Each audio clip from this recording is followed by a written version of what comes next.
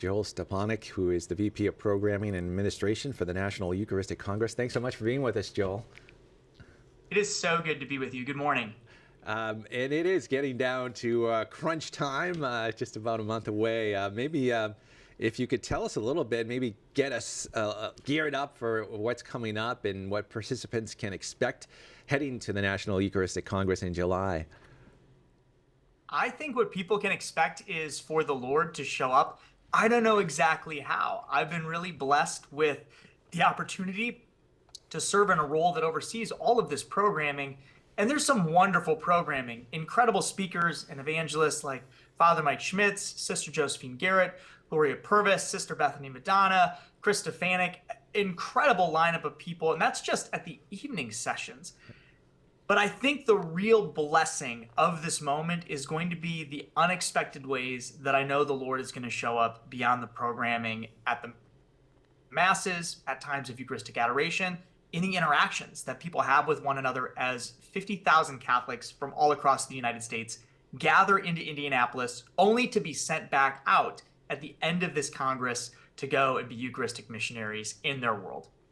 That's incredible. And people are coming from all over to Indianapolis, of all places, right? How are you creating accessibility and affordability for the people who are making the journey? Yeah, there have been some really wonderful people that have stepped up to help us create a unique experience. And so there have been places that have offered us additional hospitality. So St. John the Evangelist across the street from the Indiana Convention Center has an entire hospitality center where people can go, build community, have some wonderful food. I don't think they have a fried chicken and banana ice cream sandwich, but they have a special beer that has been brewed specifically for the Congress. And then we've worked really hard with the hotel community locally to find the best possible rates for pilgrims at hotels both close to the venue and then just a little bit off-site. We provided a lot of parking for folks. So if you're coming in just for the day, there is ample parking that you can find close to the stadium. And if folks have a hotel that's a little bit further out, but within driving distance, they'll be able to park their car easily, walk in to the stadium successfully. And Indianapolis, if anybody has ever been there, really is set up as a conference city. So the hotel is close to the conference center and Lucas Oil Stadium. They're all connected by walkways. It's a very walkable area, and it's going to be a beautiful time to be together in July. And I have a story coming up in the news, Joel, too, about some of the Eucharistic pilgrimages that are going on around the country, too, and the 4 routes that are taking place. Maybe if you could talk about that aspect and how special that is, and then having them all come and converge in Indianapolis for that week. We really are in the midst of 2 unique moments, aren't we? The first being this Eucharistic Congress, the 10th one we've had as a country, the first National Eucharistic Congress since 1941. But then these National Eucharistic pilgrimages that are unprecedented, moving from the 4 areas of the United States, 4 corners of the United States to Indianapolis. These have been really blessed experiences with our pilgrims encountering already tens of thousands of people along the way, and more importantly, Jesus encountering them along the way.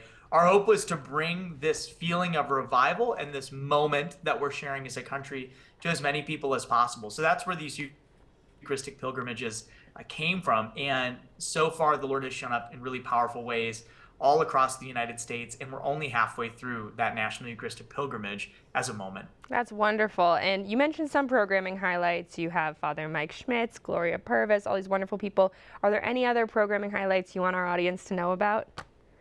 We have some really wonderful things for families as well, which I'm maybe the most excited about. So in the mornings, there are dedicated impact sessions for families that are unique in that they are for parents and kids to experience together. Sometimes as a parent myself, I go to family events and they're really for kids. And so the kids get some education, they get some formation, and mom and dad sit and smile. And we all feel good that our kids are being formed in the faith. But these sessions are for both mom, dads, kids, even grandparents who are bringing children along, their grandchildren, to be able to pray together, to learn together, and have an experience together. And then in the afternoons, we've got wonderful options for continued family programming, a fully immersive Catholic prayer experience from Catholic Home.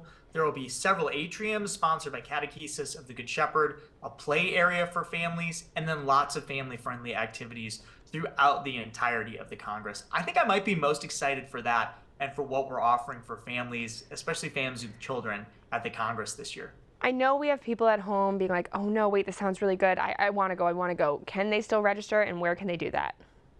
You can still register at eucharisticcongress.org, and there are both 5-day passes available that get you in Wednesday through Sunday. Or if you can only come 1 or 2 days, you can buy a day pass as well and join us for any of those 5 days at the Congress. We would love for as many people to be there. We're close to filling the stadium though, and that's when we will sell out. So go and get your passes as soon as possible. And we look forward to seeing you in July. Joel Stepanek, thank you so much. We'll see you at the Congress.